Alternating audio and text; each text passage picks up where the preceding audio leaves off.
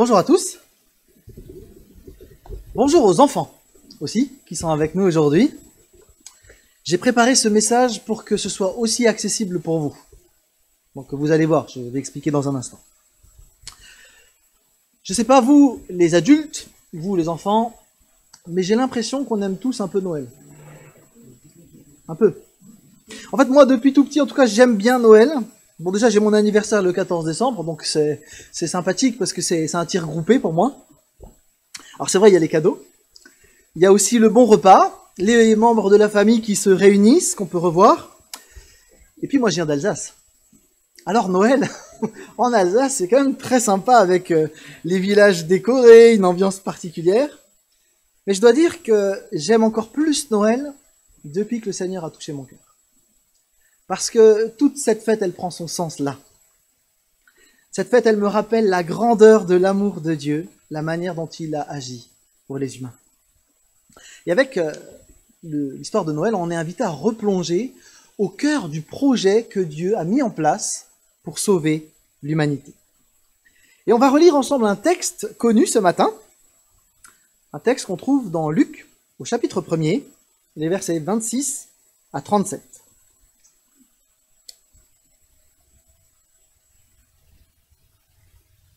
Au 6e mois, l'ange Gabriel fut envoyé par Dieu dans une ville de Galilée du nom de Nazareth, chez une vierge fiancée à un homme du nom de Joseph, de la maison de David. Le nom de la vierge était Marie. Il entra chez elle et dit « Réjouis-toi, toi qui es comblée par la grâce. Le Seigneur est avec toi. » Très troublée par cette parole, elle se demandait ce que pouvait bien signifier une telle salutation. L'ange lui dit « N'aie pas peur, Marie, car tu as trouvé grâce auprès de Dieu. Tu vas être enceinte. Tu mettras au monde un fils et tu l'appelleras du nom de Jésus. Il sera grand et sera appelé fils du Très-Haut. Et le Seigneur, Dieu, lui donnera le trône de David, son père. Il régnera pour toujours sur la maison de Jacob, son règne n'aura pas de fin. » Marie dit à l'ange, « Mais comment cela se produira-t-il, puisque je n'ai pas de relation avec un homme ?» L'ange lui répondit, « L'Esprit Saint viendra sur toi et la puissance du Très-Haut te couvrira de son ombre. C'est pourquoi l'enfant qui naîtra sera saint. Il sera appelé fils de Dieu. Élisabeth, ta parente, a elle aussi conçu un fils dans sa vieillesse. Celle qu'on appelait femme stérile est dans son 6e mois. Car rien n'est impossible de la part de Dieu. Marie dit, « Je suis l'esclave du Seigneur, qu'il m'advienne selon ta parole. » Et l'ange s'éloigna d'elle. Voilà le plan que nous allons suivre ce matin. Et j'ai dit que les enfants pourraient participer, alors le message sera beaucoup plus interactif que d'habitude. Il y aura donc des temps de questions. Ne soyez pas surpris par la forme ludique, c'est pas parce que c'est ludique que c'est pas sérieux. D'accord ? Mais il y aura un certain nombre de questions pour que les enfants puissent, les grands enfants aussi, parce que je vous connais, puissent suivre pleinement le texte. Alors, on va avancer et voir que la promesse se réalise. Le texte qu'on vient de lire n'est pas un texte banal. De loin pas. Il nous rapporte un événement grandiose, quelque chose d'incroyable est en train de se passer. Et c'est d'autant plus incroyable que ça fait un moment que Dieu n'avait plus parlé officiellement. Alors depuis combien de temps, les amis, il n'y avait pas eu de prophète en Israël? Je vous laisse réfléchir. J'ai pas prévu qu'on... Si on peut lever la main avec le chiffre, si vous voulez, on peut faire ça. Ça fera que tout le monde crie, un peu comme elle a crié de... Ah, vous essayez les enfants en particulier, vous pouvez lever la main quand vous avez votre réponse. On comptera pas les points, faut vous compter les points pour vous. Hein. C'est compliqué sinon. Il paraît qu'il y a des églises aux États-Unis, des méga-church où ils ont des boîtiers à côté des sièges et ils peuvent voter en direct et les chiffres s'affichent. Je ferai peut-être une demande au CE en ce sens-là, mais bon, on n'y est pas encore. Donc, effectivement, ça fait 400 ans qu'il n'y a pas eu de prophète en Israël. 400 ans. 400 ans, ça commence à faire, hein. 400 ans, où il n'y a pas eu de prophète qui a parlé, il n'y a pas d'ajout dans l'Ancien Testament depuis Malachie. Et du coup, est-ce que ça veut dire que Dieu, il a quitté la scène publique, il est parti en vacances, 400 ans? Bon, il est éternel, il a peut-être... Non, non, c'est pas ça. Est-ce qu'il a délaissé son peuple parce qu'autrefois il l'avait sorti d'Égypte, il en avait pris soin, puis bon, eux ils s'étaient tournés vers des idoles, donc il a dit bon, bah non, c'est bon, c'est autre chose. Hein. Non plus. Surtout que dans l'Ancien Testament, on a plusieurs prophètes qui avaient annoncé des choses qui devaient se passer. Ésaïe, Malachie, Michée et tant d'autres. Il est question d'un enfant qui va naître, un enfant qui est bizarre parce qu'il s'appelle Père éternel. Donc c'est un enfant qui est Dieu en même temps, c'est étrange. Dans Ésaïe 7, il est dit que c'est une vierge qui va donner naissance à un enfant. Normalement, il faut un papa et une maman pour un enfant, mais là, visiblement, toute seule, elle va avoir un enfant. Et puis, on sait même le lieu de sa naissance, Bethléem. Bon, les rois, ils naissent normalement à Jérusalem, c'est la capitale. Bethléem, c'est un tout petit village pourri, mais c'est là où c'est annoncé. Bon, alors, question. Dites-moi, au 1er siècle, la plupart des Juifs, ils attendaient un sauveur, c'est plutôt vrai, c'est plutôt faux, ou... Bon, on n'y était pas, on ne sait pas. Alors, est-ce que les Juifs, ils attendaient ou pas? Ben oui, clairement. Malgré les 400 ans d'attente, la plupart des Juifs attendaient un Messie. Quelques exemples. Vous aviez les pharisiens. Les pharisiens, ils sont bien connus des lecteurs de la Bible. Ils attendaient un Messie politique qui allait conduire Israël dans la paix. À Qumran, dans le désert, il y avait une communauté qui s'était retirée, des sortes de moines, qu'on appelle les Esséniens, et qui, eux, ils attendaient deux messies, un messie politique et un messie religieux. Et ils espéraient que ces deux messies allaient combattre les Romains et remettre la royauté d'Israël en place. De leur côté, les Zélotes, qui sont une sorte de terroristes de l'époque, ils complotaient contre Rome, ils attendaient un chef de guerre pour faire plein de terrorisme et puis arriver enfin à renverser Rome. Bon, vous comprenez que quand Jésus arrive, ils sont un petit peu déçus tous. C'est pas tout à fait comme ça que Jésus est arrivé en tant que Messie. Mais à cause de cette attente, comme il fallait attendre encore et encore, les gens se posaient quand même la question, mais est-ce que Dieu n'a pas changé ses plans? Après tout, enfin c'est vrai, nous, nos plans, ils changent parfois. Là, imaginez, vous avez prévu quelque chose de très sympa, il fait beau et vous dites, cet après-midi, je vais aller me poser tranquillement sur la plage, et on s'y voit déjà. Et puis au moment d'aller à la voiture pour aller à la plage, imprévu. Ça arrive. Ça vous est déjà arrivé? Oui, c'est pas qu'à moi, c'est bien, ça me rassure. Ouais, ça arrive, hein, des choses qui nous échappent. La météo, un train qui fait grève. Toute correspondance avec des... un virus qui pourrait rendre malade, qui bouscule notre emploi du temps. Bref, il y a des imprévus. Alors, est-ce que Dieu pourrait avoir des imprévus? Les enfants, une idée? Ben non, en fait, Dieu, il est au-dessus de tout, donc il ne peut pas y avoir d'imprévu pour Dieu.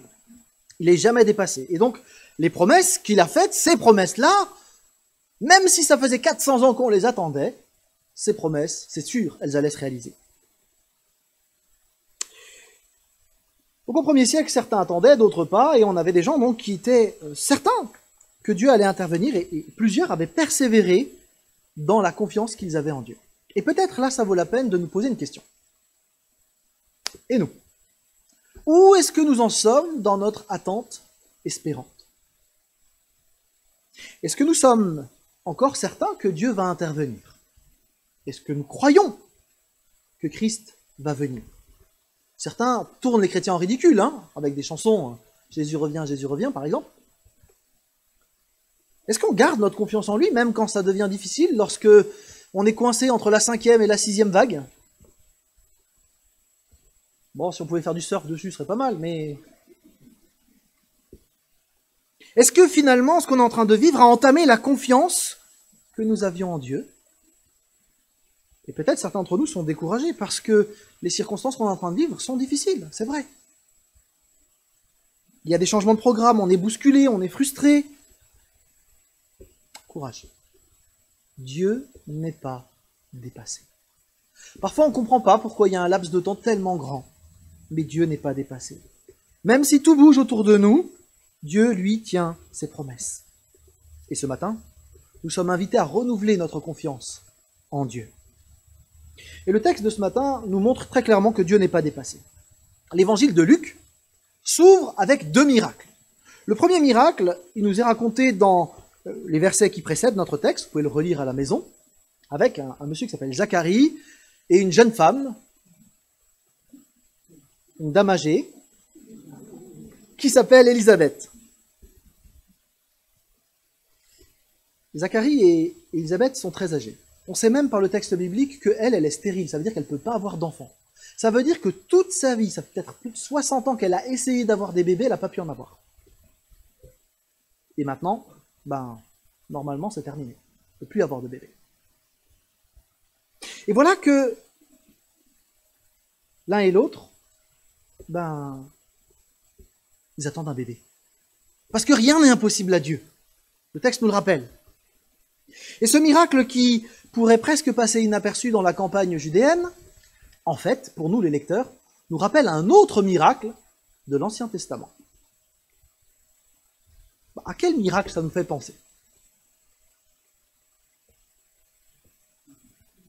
C'est pas trop dur, normalement.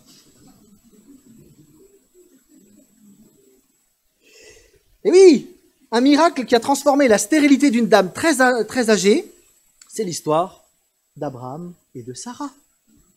Ainsi, quand on ouvre le livre de Luc, on commence tout de suite par un parallèle avec Abraham et Sarah. Abraham, vous vous souvenez de son histoire? Dieu lui avait promis qu'il aurait un fils, et Abraham a attendu toute sa vie que ce fils naisse. Mais il est venu, Isaac. Et puis Isaac a eu des enfants, ça a donné Israël, etc., etc. Et donc là, on est en train de nous dire que Dieu qui a tenu sa promesse dans l'Ancien Testament avec Abraham et Sarah, c'est le même Dieu qui tient ses promesses et qui est en train d'accomplir sous nos yeux la venue du Sauveur, qu'on attendait depuis 400 ans. Alors vous le savez peut-être, mais l'enfant d'Élisabeth et de Zacharie, il a quelque chose à voir avec l'arrivée du Messie. Parce que ce sera qui, le fils de Zacharie et d'Élisabeth?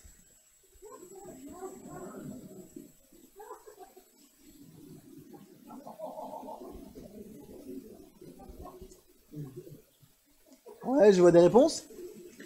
Oui, c'est Jean-Baptiste, faut pas confondre avec notre Jean à nous. C'est Jean-Baptiste. Et Jean-Baptiste, effectivement, c'est lui qui sera le précurseur et qui va dire à tout le monde, il arrive le Messie, il arrive. Et c'est le premier, quand Jésus arrive, il dit, voici l'agneau de Dieu, voici le Messie. Le plan que Dieu avait préparé de longue date, ça y est, ça commence. Waouh. Et tout comme pour Zacharie, c'est un ange. J'ai perdu la main. Je l'ai retrouvé, merci. C'est un ange, le même ange, un ange qui s'appelle Gabriel, qui annonce la naissance du Sauveur. Tout comme il avait annoncé à Zacharie la naissance de cet enfant, Jean-Baptiste. Bon, du coup, quand on voit tout ça, est-ce qu'on peut dire que les promesses de Dieu sont certaines? Oui, non, ça dépend. Si on est sage. En fait, Dieu, il déroule son plan.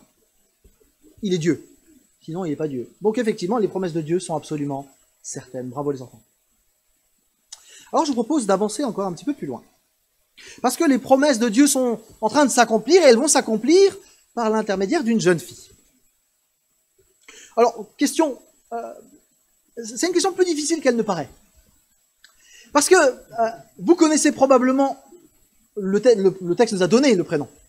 Mais en fait, il y a peut-être une autre réponse valable dans ce que j'ai écrit. Comment s'appelle cette jeune fille?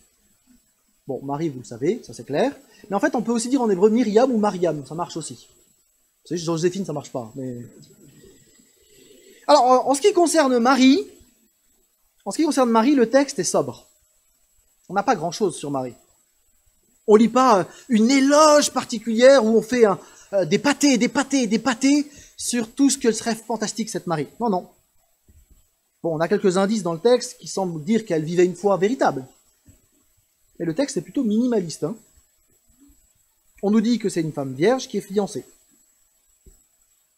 Alors c'est vrai, le plan de Dieu passe par Marie. Mais elle ne semble pas avoir quelque chose de grandiose. En fait, c'est une jeune femme banale comme il en existe tant d'autres en Israël. Alors, c'est en fait parce que Dieu l'a choisie qu'elle devient importante. Et peut-être on peut faire ici une précision. Question. Ah, aussi que les adultes y jouent un peu, hein. Est-ce qu'on peut dire que Marie a été la mère de Dieu? Oui, bien sûr. Oui, avec réserve. Non, absolument pas. Ou peut-être bien que oui, peut-être bien que non. Ouais, j'ai pensé aux Normands dans la salle. C'est ta fête, hein.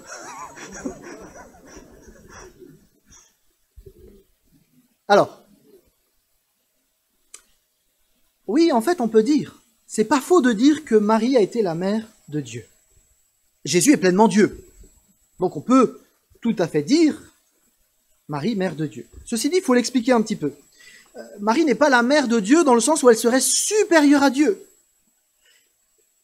Elle est la mère de Dieu parce qu'elle a été la mère de Dieu quand il s'est incarné sur terre. Et donc là, il faut peut-être quand même faire la nuance. Cette position particulière, tout à fait unique, fait d'elle un acteur particulier dans l'histoire du salut. Mais ça ne lui donne pas une autorité supérieure, quelconque vis-à-vis de Dieu ou vis-à-vis des hommes. C'est un modèle, un très beau modèle, de quelqu'un qui remplit le rôle difficile que Dieu lui a confié. En fait, le prestige d'une Marie quasi divine provient d'un texte beaucoup plus tardif, texte apocryphe, donc hors de la Bible, qu'on appelle l'évangile de Jacques. C'est un texte qui date du IIe siècle, il a été écrit donc 2 siècles après. Et dans ce texte, on raconte l'enfance de Marie, comment elle est née miraculeusement, elle a été consacrée au Seigneur par un vœu de sa maman, et puis il y a un vieux monsieur, veuf, Joseph, qui la prend sous sa garde, et puis elle va avoir un enfant de manière miraculeuse, Jésus, et puis après elle aura d'autres fils de manière miraculeuse aussi. Mais ça, c'est la légende.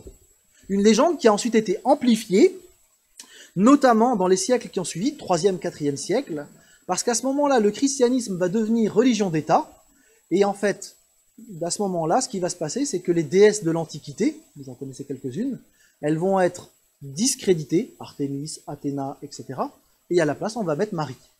Je vous cite un historien, avec un nom imprononçable, qui dit « Alors que le culte des déesses de la mythologie gréco-romaine a pris fin avec le triomphe du christianisme dans l'Empire romain, la Vierge Marie occupe la place laissée vacante par le départ des divinités vierges comme Athéna et Artémis. » C'est à Éphèse, lors d'un concile en 431, que Marie est officiellement proclamée Théotokos, mère de Dieu, dans un sens très fort.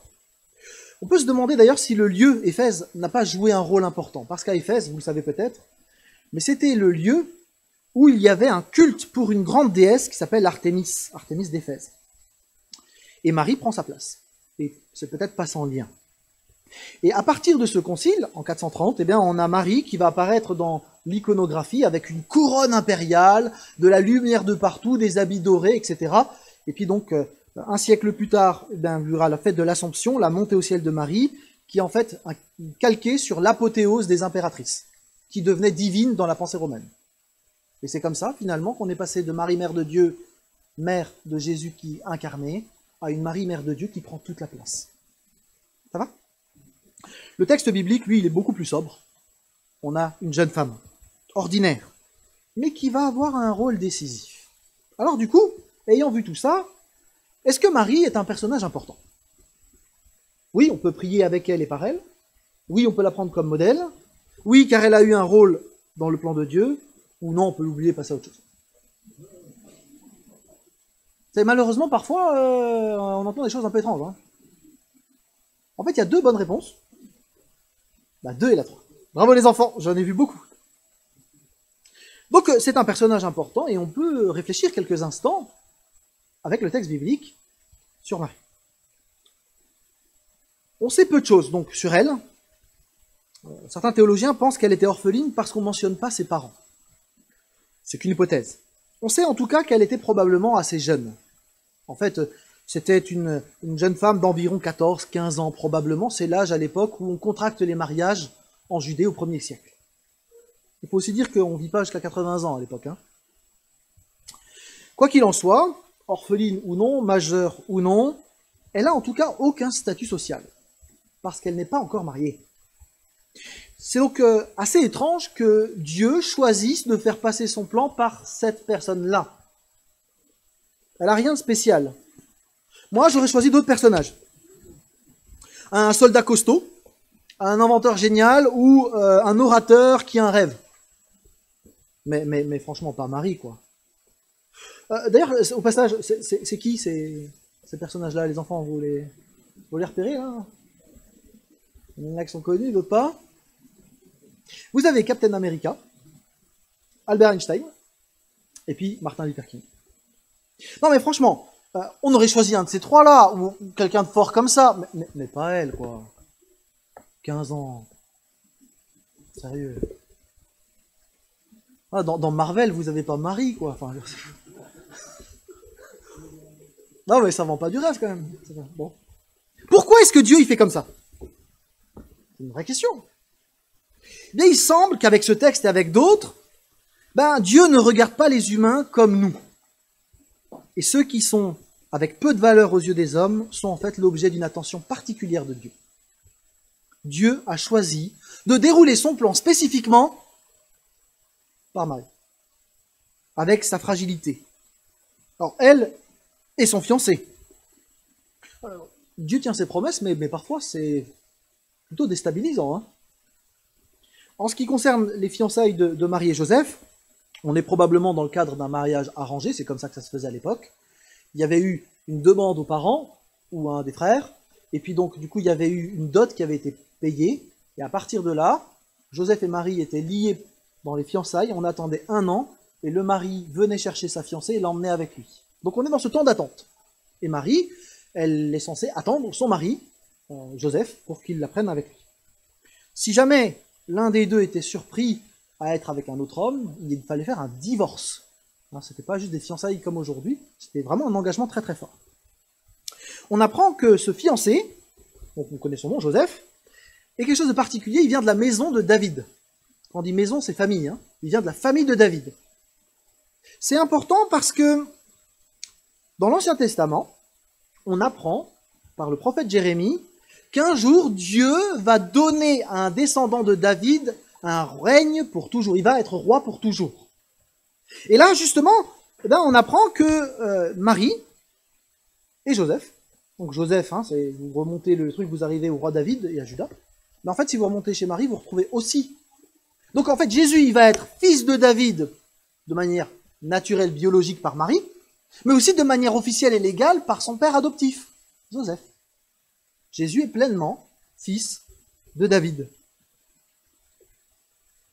Et l'ange rappelle au verset 33 cette promesse, il régnera et son règne n'aura pas de fin.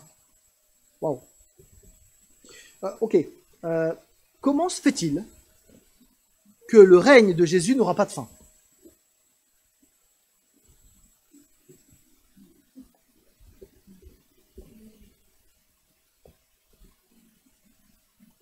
Allez-y, levez la main les enfants. Je ne vois pas toutes les mains encore.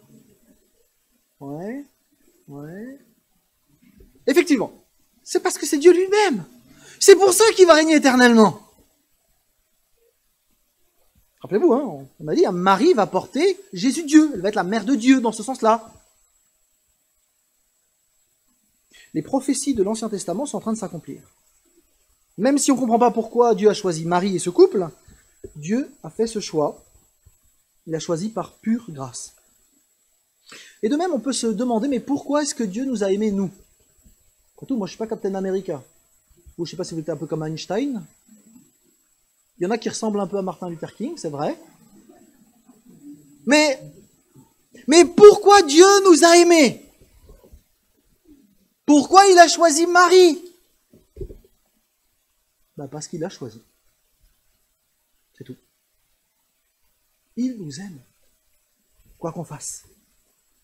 C'est étonnant, c'est déroutant, c'est déstabilisant, mais Dieu ne s'arrête pas à nos performances. Dieu nous aime. Point final. Tel que nous sommes. Et c'est rassurant. On raconte que un soir de Noël, dans une famille, il y avait une maman qui faisait à manger. ça arrive. Et pendant que la maman faisait à manger, le petit garçon de 5 ans était tout à côté, au salon, et il jouait tranquillement. Et puis il était intrigué parce qu'il y avait un vase en hauteur. Un beau vase qui appartenait à la grand-mère, qu'il avait tenait elle-même de sa grand-mère. Un vase magnifique. Et cet enfant, il a décidé de grimper. Il a attrapé le vase pour voir ce qu'il y avait dedans. Et le poids du vase était un peu trop lourd pour lui. Donc il a lâché le vase et le vase, patatras, a éclaté au sol.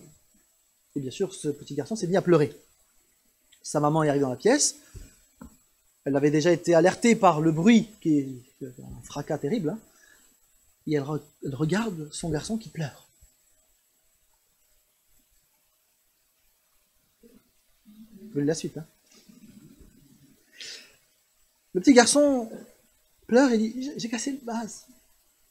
Et la maman dit « Ah, ouf, j'ai cru que tu t'étais fait mal ». Et elle le prend dans ses bras et elle lui a fait comprendre ce jour-là que c'était lui le trésor, bien plus important encore que cet objet qui était là depuis longtemps. Et bien de la même manière, Dieu nous aime. Nous ne sommes pas parfaits, nous sommes maladroits, on a nos défauts, nos manquements. Ça n'empêche pas Dieu de nous aimer. Et parfois, nous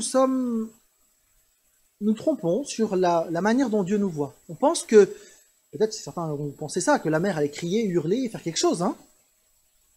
On pense parfois que Dieu est quelqu'un de cruel, sévère, dur. Ce n'est pas le cas. Dieu nous aime. En fait, il nous aime plus que ce qu'on ose le croire. Dieu nous aime d'un amour parfait, éternel, absolu. Bon, vous parlez d'amour, je sais, hein, j'aime ma femme, je peux vous dire, mais aimer éternellement et parfaitement, j'ai du mal à concevoir, parce que je ne suis pas éternel. Mais Dieu nous aime comme ça, absolument, totalement, quoi qu'on fasse. Bon. Et chrétien ou non, la période de Noël, c'est l'occasion d'entendre ce message-là. Dieu nous aime. Alors on termine avec l'événement de Jésus-Christ. Parce que ce qu'on est en train de dire, c'est un événement majeur. C'est vrai que quand on lit le texte, on est d'abord interpellé par Marie. Mais si on regarde bien, il nous faut centrer nos regards sur la bonne personne. Parce que Marie, elle ne fait pas grand-chose quand même dans le texte. Vous en conviendrez. À la fin, oui, mais sur le moment, celui qui en fait agit, c'est Dieu. C'est lui qui envoie, c'est lui qui parle, c'est lui qui intervient. Et du coup, il ne faut pas se tromper d'endroit où on regarde. C'est Dieu qu'il faut regarder. C'est lui qui met en place son plan. Je ne sais pas si les enfants dans votre classe, au retour de vacances, c'est dans longtemps, mais au retour de vacances, vous avez quelqu'un qui vous dit « Eh, tu sais quoi? À Noël, chez moi, il y avait quelqu'un de très spécial qui est venu. »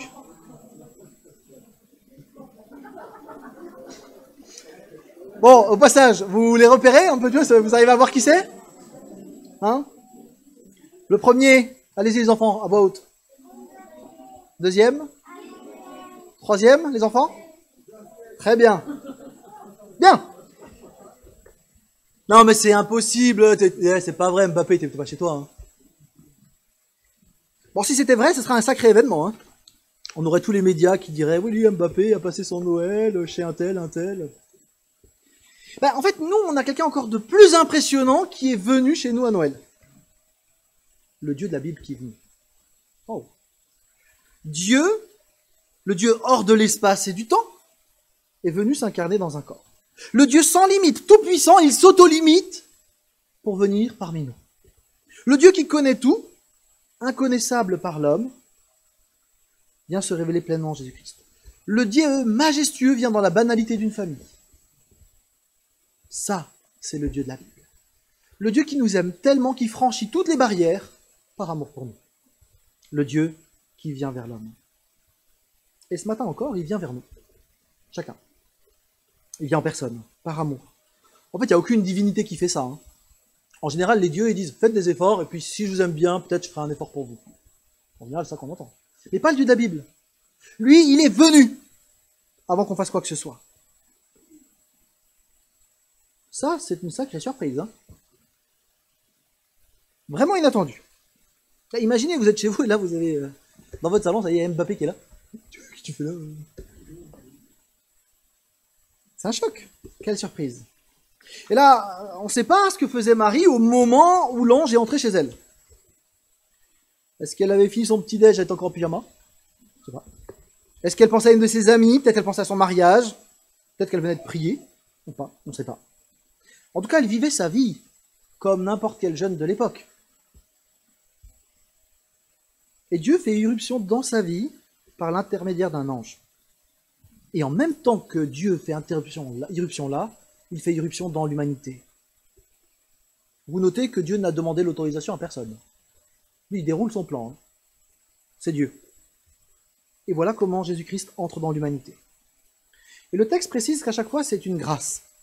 Par deux fois. Une grâce pour Marie, une grâce pour l'humanité. Bon, du coup, les enfants, expliquez-moi, c'est quoi la grâce? C'est un mot qu'on utilise souvent. Hein. C'est par la grâce. Mais ça veut dire quoi, en fait Vas-y. Allez-y, votez. Hein. En fait, la grâce, c'est un privilège ou un cadeau qui n'est pas mérité. D'accord? C'est une faveur. C'est quelque chose qui ne devrait pas exister, mais Dieu a décidé que ça se ferait quand même. C'est pas mérité, c'est pas logique, c'est pas espéré, c'est pas envisagé. C'est un choix unilatéral de Dieu. Il n'y a que Dieu qui décide de ça. Et il a décidé de se donner et d'aimer. Dieu s'offre en cadeau pour Marie et pour l'humanité. Marie, en fait, elle est surprise par le cadeau de Dieu. Il y a de quoi, hein? Elle est surprise par la grâce. Dieu est là, avec elle, avec nous. Il faut bien réaliser que ce n'est pas le petit Jésus qui rentre dans l'histoire, mais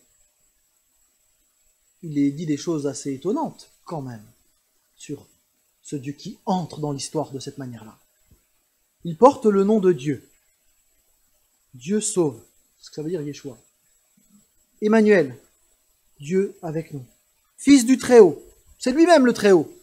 Il régnera pour toujours, etc. En fait, c'est bien Dieu qui est en train d'entrer là, dans l'histoire. Jésus Emmanuel, Dieu avec nous.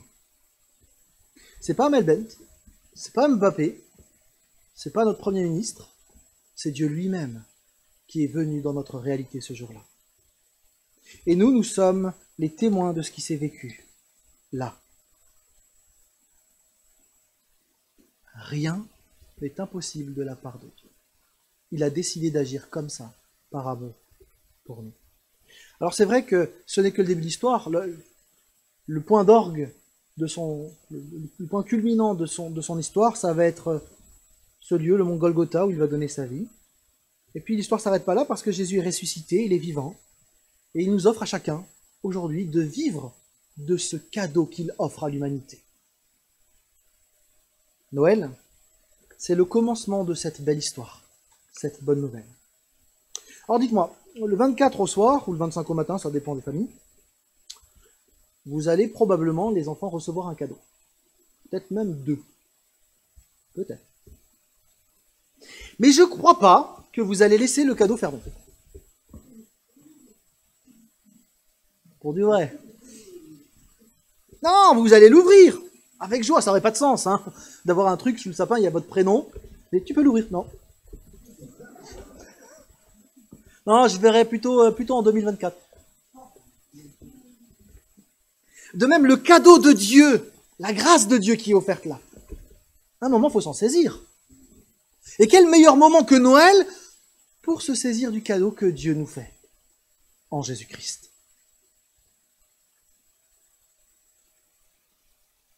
Karl Barth dit ceci. Je fais un clin d'œil à mes enfants parce que je cite souvent Karl Barth à la maison. La grâce doit trouver une expression dans la vie, sinon ce n'est pas la grâce. Si vous avez reçu un cadeau à Noël mais vous ne l'avez pas ouvert, en fait vous n'avez pas reçu de cadeau. Vous l'avez laissé sous le sapin.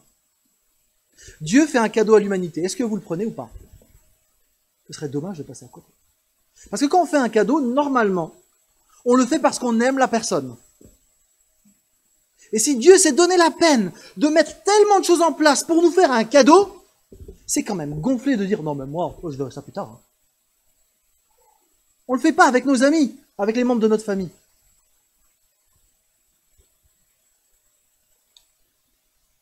Alors que Dieu offre sa grâce, en proposant à Marie d'entrer dans le projet qu'il a pour elle, Marie nous donne un bel exemple.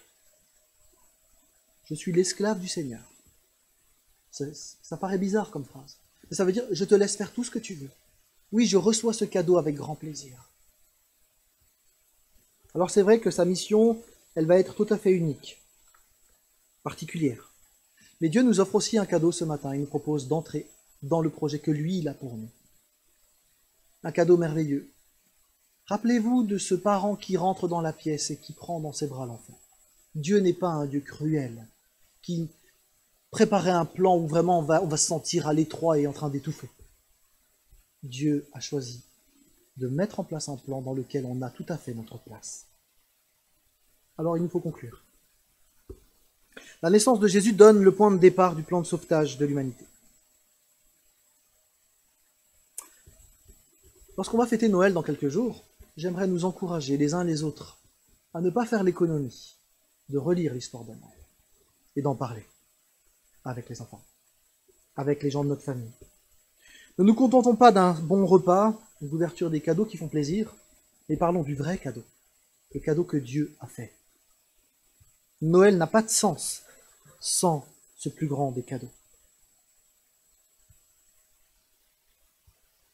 3 questions pour finir. Enfin, une question pour finir. Quels sont, du coup, les 3 éléments qu'on a vus aujourd'hui que vous allez retenir? Je vous laisse réfléchir quelques instants. Ça évitera quand quelqu'un vous demandera ce midi en fait, tu as parlé de quoi, Mathieu? Ouais, c'était bien, mais je ne sais plus. Dieu tient ses promesses. Où est-ce qu'on en est dans notre attente espérante? Dieu tient ses promesses. Ensuite, Dieu nous aime bien plus qu'on imagine. Et troisièmement, Dieu est avec nous chaque jour. Je vous laisse ce verset pour terminer. Matthieu 28, verset 20. Voici, dit Jésus, je suis moi-même avec vous chaque jour, jusqu'à la fin du monde. Immanuel, Dieu avec nous. Prions. Seigneur, merci pour ce cadeau fantastique que tu nous as fait. Tu es venu en personne chez nous. Là, on a du mal à réaliser, Seigneur, ce que ça veut dire pour toi. Mais Seigneur, nous constatons à quel point tu nous as aimés. Et Seigneur, ce matin, nous voulons te demander que chacun d'entre nous, nous puissions ouvrir le cadeau que tu as prévu pour nous. Peut-être pour la première fois, peut-être tout à nouveau, nous voulons plonger nos regards dans ce cadeau qui est pour nous. Et nous voulons te dire merci. Nous voulons prendre la place que tu as réservée pour nous dans ton projet. Et nous te prions aussi en tant qu'Église pour que nous prenions notre part dans ce projet que toi tu as formé. Seigneur, merci parce que tu nous aimes profondément, parce que tu es avec nous et parce que tu tiens tes promesses. À toi de la gloire, à toi seul.